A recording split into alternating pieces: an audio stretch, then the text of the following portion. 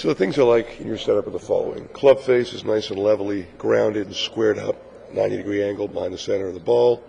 Your club and ball were middle of your stance, which is ideal for that middle-length iron. Stance is about shoulder wide, so you can pivot from that position.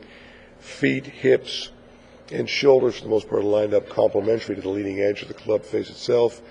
Hands are working well as far as a unit grip-wise. And lying on the golf shaft is pretty natural. So these are all pretty good things you did.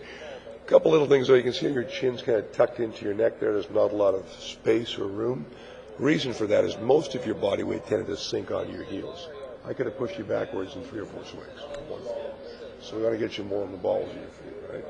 So if you're more athletically balanced, you're able to actually raise up your chin and still view the ball. If we're on our heels and sitting down, we got to tuck our chin in because we can't see the ball otherwise, right? So how to do that is basically once you set the club first, like all top players do, then work on just tilting from your hips forward, maintaining a good spine angle like we have to our right, followed by a little knee flex so you're athletically balanced, right? And not only will you feel it, raising your chin up will verify it. If you can't do that and see the ball, obviously you're not properly balanced, right? Everything else looks pretty solid, like I mentioned. We're going to watch your takeaway, and the club's most likely going to go that way in the video in slow-mo.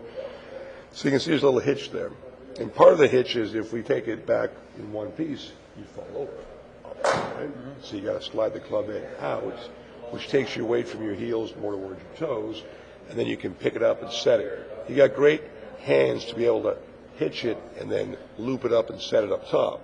Only problem is that if it breaks down, it's going to be difficult to kind of keep that thing repeated. Well, I really loop it in there. Yeah. I mean, my buddies tell me that I do that, but I never realized how much. They're all wrong. Don't worry about it. You do a pretty good job of recovering, really good job. But again, if it breaks down, it's tough to kind of keep that thing going the way you want.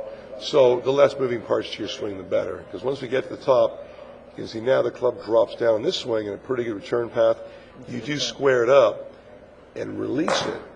But there were a few swings where the club came a little bit over the top, and that's all how well do we maneuver the hands and club drop back down again. So by the setup I mentioned you want to try to maintain, you should be able to take that club head back a little more directly back with your shoulders and arms so that you don't have to loop, hitch, and then come down this way, right?